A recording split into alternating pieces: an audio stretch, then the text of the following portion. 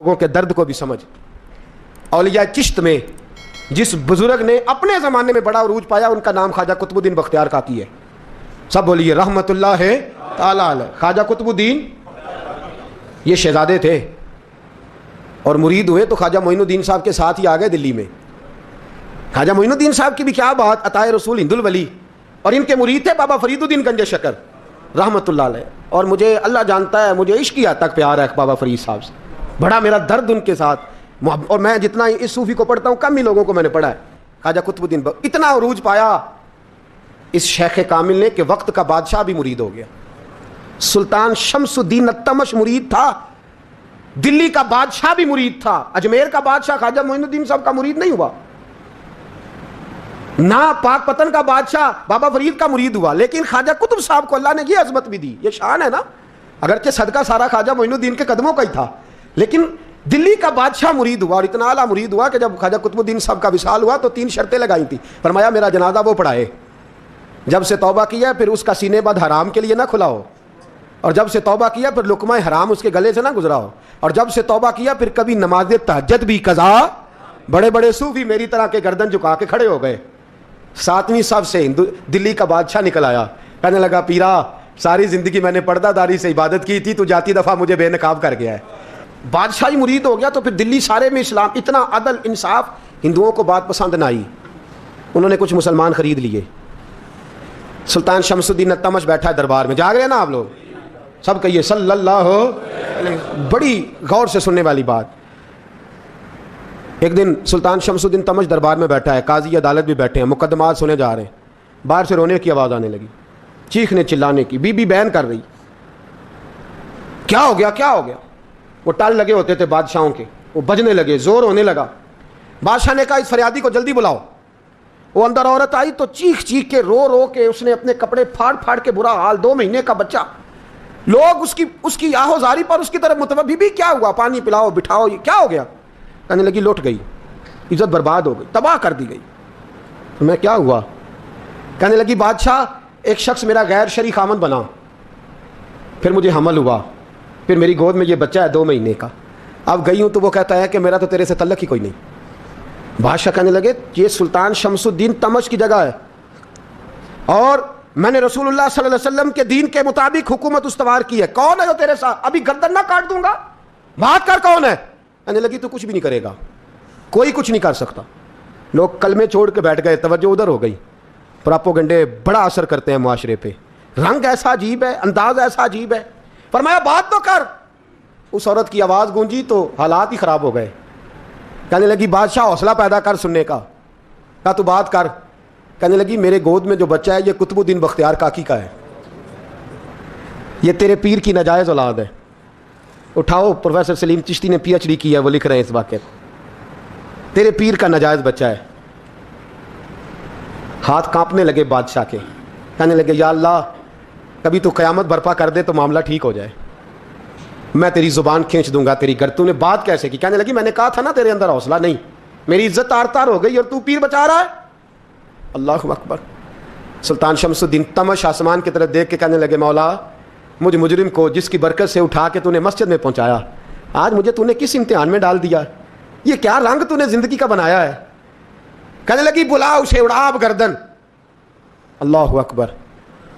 خواجہ قطب الدین بختیار کاکی. ذرا اس جگہ پہ اپنے آپ کو کھڑا کر کے دیکھ میرے دوست. جو شخص دلی کے بازار میں نکلے تو دکانیں بند ہو جائیں، عورتیں گھروں میں گھس جائیں، جس کے نام پر چرچے ہوں دین کے، وہ شخص لاٹھی ٹکاتا ٹکاتا. عرس منانے آسان ہے، ڈھول ڈمکے کر کے گھروں کو جانا آسان ہے، پر ذرا ان کی راہوں کا مسافر طبعاً انہوں نے انداز کیا اختیار کیا. حضرت خواجہ قطب الدین بختیار کاکی، خبر پھیل گئی. اتنی شہرت پاکیزگی کی نہیں ہوئی تھی جتنی اس جرم کی ہوئی. لاٹھی ٹکاتے ٹکاتے جب پہنچے نا بادشاہ کے دربار میں، بادشاہ اٹھنے لگا، قاضی اٹھنے لگا، لوگ اٹھنے لگے، تو قطب الدین بختیار کاکی کی آنکھوں میں آنسو آئے. مانے لگے بیٹو بیٹھ جاؤ، آج میں پیر بن کے نہیں آیا، میں مجرم بن کے آیا. اور کہا میرے مالک کا انصاف بھی دیکھو، دلی کا پیر آج دلی کی عدالت میں اپنے نا کردہ جرم کی صفائی دینے آیا ہے. بڑی لاٹھی پہ ٹیک لگائی. دلی کی گلیاں بھی روتی ہیں کہ یہ کیا رنگ، اللہ یہ تیرا کیا رنگ ہے. یہ تے میں گڈی تے ہاتھ ڈور سجن دے، او جنج رکھے اونج رہنا ہے. واجب نہیں جے وچ شریعت मंदा खसम नू कहना ए तन मेरा कंघी होवे, मैं जुल्फ सज्जन दी वावां, पोश मेरे दी जुत्ती बन जाए, मैं यार दी कदमी आवां, मारो मारो मैनू मार मुकाओ, कोई यूज़र ना पेश ले आवां, जे सोहना ही मेरे दुख विच राजी, जे सोहना ही मेरे दुख विच राजी, ते मैं सुख नू चुल्हे डावां, यार फरीदा कदी बिल पे सोना, यार फरीदा जे कदी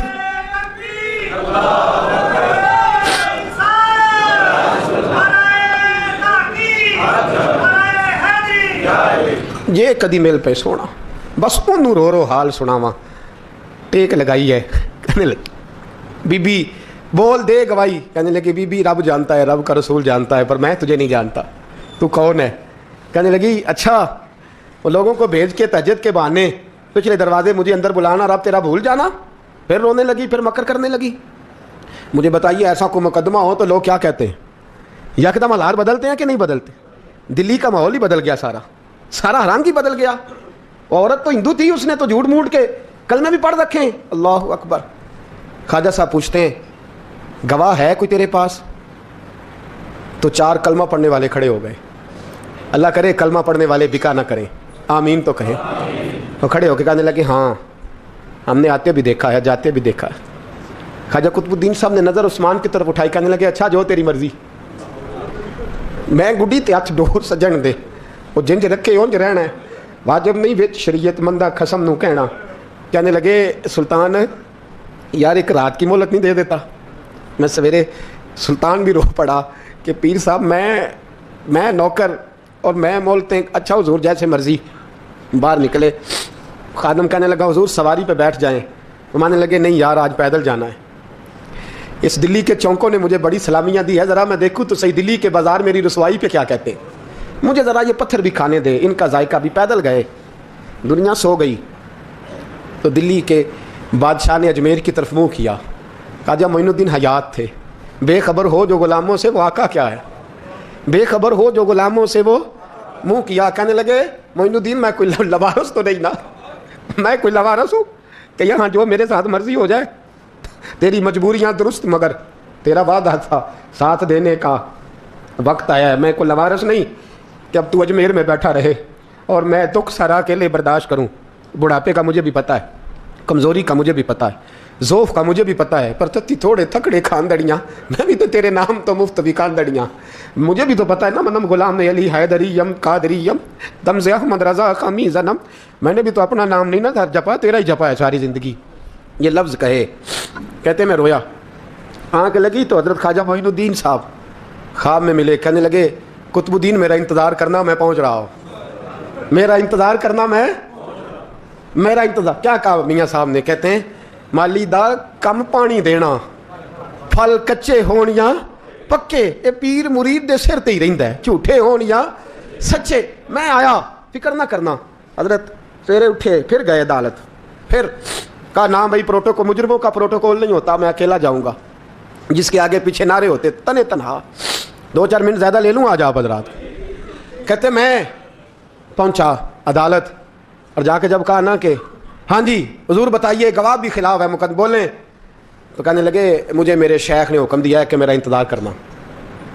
फिर वो जो बातें करने वाले थे कहने लगे जी कौन गया था अजमेर, कौन आया वहाँ से, हमें रूहानी बातें ना बताई जाएँ, यहाँ से तो एक दिन में पहुँचा नहीं जा सकता, ट्रेन भी 36 घंटे लेती है दिल्ली से जाने में। तो कहा यह कैसे हो सकता है, कोई रात को रात आपको खबर हो गई, आप केस को लंबा ना करें, बादशाह मुरीद है, लगता है कि ये रातों रात भगा देगा पीर को। इतनी बातें ख्वाजा साहब ने सुनी। जब बेगुनाह आदमी को ये बातें सुननी पड़ती हैं फिर दिल बड़ा टूटता है, फिर बड़ी तकलीफ़ होती है। हज़रत कहने लगे यारो तुम्हारी मर्ज़ी। शमसुद्दीन तमश की आवाज़ गूंजी, फरमाया जैसे इन्होंने कहा वैसे किया जाएगा। 3 दिन के लिए अदालत बर्खास्त कर दी जाती है। चेम गोइयाँ होने लगी, फबतियाँ कसी जाने लगी। तीसरे दिन शाम का वादा था, चौथे दिन अदालत जाना था।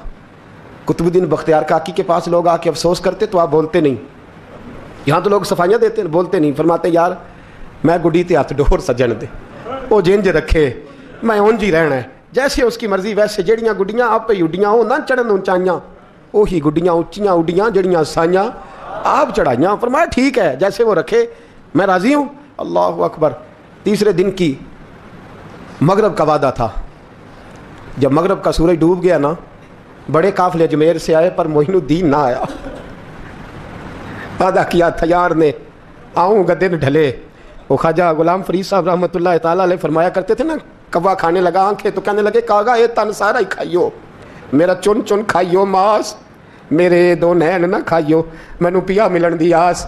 نے کہا سارا کھا جا, آنکھیں چھوڑ دے. اس نے کہا تھا میں آؤں گا, انتظار لمبا ہو گیا ہے پر میری امید تو نہیں نہ ٹوٹی. مغرب کی اذان ہوئی تو لوگ کہنے لگے لو جی اب بس ہو گئی. خواجہ قطب الدین صاحب نے اللہ اکبر کہہ کے مغرب کی جماعت جب میدان میں کھڑی کی تو اپنی بھی چیخ نکل گئی, آئی نہیں. لیکن جب نماز کا سلام پھیرا تو خواجہ معین الدین صاحب کی 2 رکعتیں ابھی باقی تھیں. خواجہ صاحب پیچھے نماز پڑھ رہے ہیں, سلام پھیرا اور نماز کے بعد جب اٹھے نا تو خواجہ صاحب کے سینے کے سینہ لگا. تو کہا حضرت جی میں شہزادہ تھا, آپ نے کہا تھا خشک روٹی کھانا تو میں نے خشک ہی کھائی ہے, آپ نے کہا تھا فاقے کرنا تو میں نے کیے ہیں, آپ نے کہا وطن واپس نہیں جانا تو میں نہیں گیا. حضور اس امتحان کا آپ نے بتایا ہی نہیں تھا, یہ مجھے بتا جاتے اب اس سفید داڑھی سے میں جواب دیتا پھروں. خواجہ معین الدین صاحب نے جھٹکا, پیچھے ہٹ, تو زیادہ عزت والا ہے کہ یوسف زیادہ عزت والا تھا؟ تو زیادہ مقام والا ہے کہ عائشہ زیادہ مقام والی تھی؟ چپ کر, یہ کوئی صوفیاء کا طریقہ ہے, چپ کر. عرض کی حضور غلطی ہو گئی, میں پہلے نہیں رویا, تو ملا ہے تو رویا ہو, میں پہلے نہیں تڑپا, میں نے شکوا نہیں, تو ملا ہے. اپنا ہی کو ملے تو دکھ یاد آتے ہیں نا. فرمایا چپ کر, جا سلطان سے کہہ دے سویرے نماز کے بعد عدالت لگا دے. سویرے جب عدالت لگی نا تو خواجہ معین الدین صاحب بازو پکڑا خواجہ قطب صاحب کا, نکلے تو دیکھا لائنیں لگی ہیں, مجمع لگا ہے, آنکھوں میں آنسو آ گئے. کہا حضور آپ کیوں روتے ہیں؟ فرمایا میرا دل تھا لوگ میرے قطب کی شان دیکھنے آئے, یہ کتنے بدبخت ہیں, میرے قطب کی رسوائی دیکھنے آئے, کتنے نالائق ہیں, رسوائی دیکھنے اتنے آئے ہیں, شان دیکھنے آتے ہی نہیں. اللہ اکبر. جب میدان لگا خواجہ صاحب پہنچے, عورت کو کہنے لگے اللہ سے ڈر جا, وقت تھوڑا ہے, تو مر جائے گی. کہنے لگی مجھے داستانیں نہ سنائیں. قاضی صاحب سے کہنے لگے قاضی صاحب آپ حقیقت حال سے آگاہ ہیں, خیال کریں. کہنے لگے خواجہ صاحب دلیلیں نہ دیں, گواہ لائیں, وعظ نہ کریں. خواجہ صاحب رحمۃ اللہ علیہ کہنے لگے گواہوں کو بلاؤ. گواہ آئے تو خواجہ معین الدین صاحب نے نظر, تم ہو میرے کتب پر, میرے کتب کے جرم کے گواہ. ان کی زبانیں کانپنے لگیں, ہاتھ کانپنے لگے, میں بولتے کیوں نہیں؟ جب ان کی نظریں جھکی تو بادشاہ کہنے لگا اگر اب تم نے گواہی نہ دی تو تمہیں میں مجرم بنا کے 80 کوڑے ماروں گا. کہنے لگا جی دیکھا ہے ہم نے تہجد کے وقت. جب سب گواہیاں پوری ہو گئیں, عورت بھی تڑپ رہی ہے, رو رہی ہے, 2 مہینے کا بچہ گود میں ہے. اب بولیے, علماء ظواہر بھی کھڑے ہیں, حسد کرنے والے جلنے والے بھی کھڑے ہیں, ہندو تو ویسے ہی تالیاں بجا رہے ہیں. اجمیر کا بوڑھا, اور یہ آخری پھیرا تھا خواجہ معین الدین کا دلی میں. اس کے بعد ظاہراً دوبارہ نہیں آئے, اٹھے لاٹھی ٹکاتے اور میدان کے اندر جا کے نا, بڑے میدان میں مجمع تھا, سر سجدے میں رکھا, کہنے لگے یا اللہ میں ہندوستان مرضی سے نہیں آیا, تیرے رسول کا بھیجا آیا. پھر اٹھے اور کہنے لگے مولا تیرے نبی کا فرمان ہے کہ میری امت کے علماء بنی اسرائیل کے نبیوں کی طرح ہوں گے. اگر یوسف کے لیے بچہ بول سکتا ہے تو میرے کتب کے لیے بھی بولنا چاہیے. اگر یوسف علیہ السلام کے لیے بول سکتا ہے تو میرا قطب الدین بھی سچا ہے, اس کے لیے. پھر اٹھے, اس بی بی کی طرف بڑھے. لوگ کہنے لگے نہ جانے اب کیا ہوگا. جب اجمیر کے بادشاہ نے, عطا رسول نے, ہند الولی نے, امام الاولیاء نے کپڑا کھینچا اور کہنے لگے وہ بچے تو جانتا ہے نا تیرا باپ کون ہے, 2 مہینے کا بچہ. جب نانا بولا تو بی بی کہنے لگی اب کیا کر رہے ہو, بچے بھی کبھی بولے ہیں. میں بی بی چپ کر, ان اللہ علی کل شیء قدیر, میں کمزور رب کا ماننے والا نہیں, قدرتوں والے رب کا ماننے والا ہوں. وہ چاہے تو بچے بھی بولتے ہیں. قرآن کہتا ہے حضرت عیسیٰ بولے تھے انی عبد اللہ آتانی الکتاب. مریم بھی تو ولی اللہ تھی, وہ نبی تو نہیں تھی. اگر ولی اللہ بنی اسرائیل کا ہو بچہ بول سکتا ہے, تو اگر ولی اللہ محمد عربی کی امت کا ہو تو بچہ پھر بھی بول سکتا ہے. یوں کپڑا ہٹایا, بچہ بول. 2 مہینے کا بچہ ماں کی گود میں اٹھ کے بیٹھ گیا اور بچہ بول کے کہنے لگا السلام علیکم یا ولی اللہ. جب یہ لفظ ادا کیے تو نعرے لگنے لگے, لوگ رونے لگے. بی بی بے ہوش ہو کے گری, فرمانے لگے مجھے سلام نہ کر, میرے کتب کی بات بتا. کہنے لگا قسم ہے اللہ کی عزت کی, وہ سامنے مجمع جو سردار بیٹھا ہے وہ میرا باپ ہے. قطب الدین تو بے گناہ ہے, قطب الدین تو بے گناہ ہے, میرا باپ تو وہ بیٹھا ہے. یہ قاضی بھی سازش میں شریک ہے, کئی مسلمان خریدے گئے, یہ گواہ خریدے گئے. جب گواہی ہو گئی, بچہ یہ لفظ کہہ کے اللہ اکبر کہتا ہوا پھر چپ کر گیا. خواجہ قطب الدین صاحب کا بازو پکڑا, خواجہ معین الدین صاحب نے مجمع سے باہر نکلے. لوگ کہنے لگے حضور آپ کچھ بولتے نہیں. فرمانے لگے جس نے بولنا تھا وہ بول چکا ہے. فرمایا تم نے افواہوں پہ نظر رکھی اور میں نے اللہ کی قدرت پہ نظر رکھی. تم نے اس کے کردار کو جو جوڑا اور میں نے اس کے کردار کو تعمیر کیا. حضرت سلطان شمس الدین تمش بھی پیچھے دوڑے, کہا حضور کہاں لے جا رہے ہو؟